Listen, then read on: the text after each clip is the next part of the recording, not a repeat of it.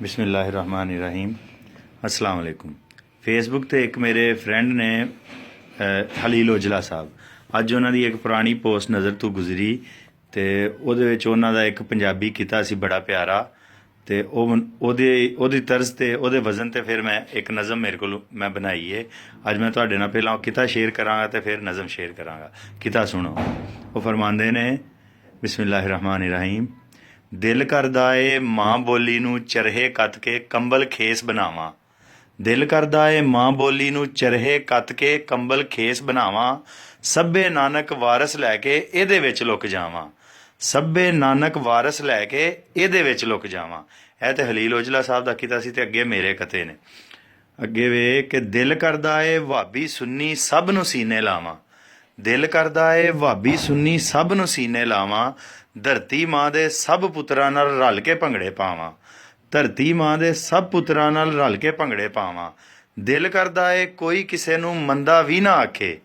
ਦਿਲ ਕਰਦਾ ਏ ਕੋਈ ਕਿਸੇ ਨੂੰ ਮੰਦਾ ਵੀ ਨਾ ਆਖੇ। ਮਿੱਠੜੀ ਬੋਲੀ ਬੋਲ ਕੇ ਸਭ ਦੇ ਠੰਡ ਕਲੇਜੇ ਪਾਵਾਂ। ਮਿੱਠੜੀ ਬੋਲੀ ਬੋਲ ਕੇ ਸਭ ਦੇ ਠੰਡ ਕਲੇਜੇ ਪਾਵਾਂ। ਦਿਲ ਕਰਦਾ ਏ ਇੰਨਾ ਗੂੜਾ ਪਿਆਰ ਹੋਵੇ ਵਿੱਚ ਮਿੱਤਰਾਂ।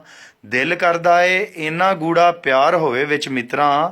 ਇਸ ਗੂੜੀ ਯਾਰੀ ਦੇ ਪਾਰੋਂ ਸਦਕੇ ਵਾਰੀ ਜਾਵਾਂ। ਇਸ ਗੂੜੀ ਯਾਰੀ ਦੇ ਪਾਰੋਂ ਸਦਕੇ ਵਾਰੀ ਜਾਵਾਂ। ਦਿਲ ਕਰਦਾ ਏ ਉੱਚੇ ਸ਼ਿਮਲੇ ਸੋਹਣੀਆਂ ਪੱਗਾਂ ਹਰ ਪਾਸੇ ਫਿਰ ਵੇਖਾਂ। ਦਿਲ ਕਰਦਾ ਏ ਉੱਚੇ ਸ਼ਿਮਲੇ ਸੋਹਣੀਆਂ ਪੱਗਾਂ ਹਰ ਪਾਸੇ ਫਿਰ ਵੇਖਾਂ। ਪੈਂਟਾਂ ਸ਼ਰਟਾਂ ਕੋਟ ਤੇ ਕੱਛੇ ਸਭ ਮਵਾਤੇ ਲਾਵਾਂ। ਪੈਂਟਾਂ ਸ਼ਰਟਾਂ ਕੋਟ ਤੇ ਕੱਛੇ ਸਭ ਮਵਾਤੇ ਲਾਵਾਂ।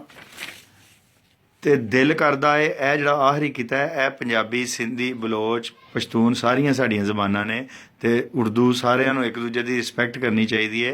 ਇਹ ਸਾਡੀ ਮਾਂ ਬੋਲੀ ਪੰਜਾਬੀ ਦੇ ਬਾਰੇ 'ਚ ਜਿਹੜਾ ਪ੍ਰਾਪੋਗੰਡਾ ਹੁੰਦਾ ਹੈ ਜਾਂ ਸਾਡੀ ਮਾਂ ਬੋਲੀ ਨੂੰ ਜਿਹੜਾ ਜਾਹਲਾਂ ਦੀ ਜ਼ਬਾਨ ਕਿਹਾ ਜਾਂਦਾ ਹੈ ਇਹ ਉਹਦੇ ਬਾਰੇ 'ਚ ਕਿ ਜੇ ਤੁਸੀਂ ਇੱਜ਼ਤ ਕਰੋਗੇ ਤੇ ਅਸੀਂ ਵੀ ਇੱਜ਼ਤ ਦਿਆਂਗੇ। ਜੇ ਤੁਸੀਂ ਸਾਡੀ ਮਾਂ ਬੋਲੀ ਦੀ ਇੱਜ਼ਤ ਨਹੀਂ ਕਰੋਗੇ ਤੇ ਅਸੀਂ ਵੀ ਨਹੀਂ ਇੱਜ਼ਤ ਦਿਆਂਗੇ।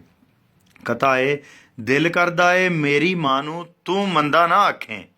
ਦਿਲ ਕਰਦਾ ਏ ਮੇਰੀ ਮਾਂ ਨੂੰ ਤੂੰ ਮੰਦਾ ਨਾ ਆਖੇਂ। ਮੈਂ ਵੀ ਤੇਰੀ ਮਾਂ ਨੂੰ ਸੱਜਣਾ ਮਾਵਾਂ ਵਾਂਗ ਸਦਾਵਾਂ।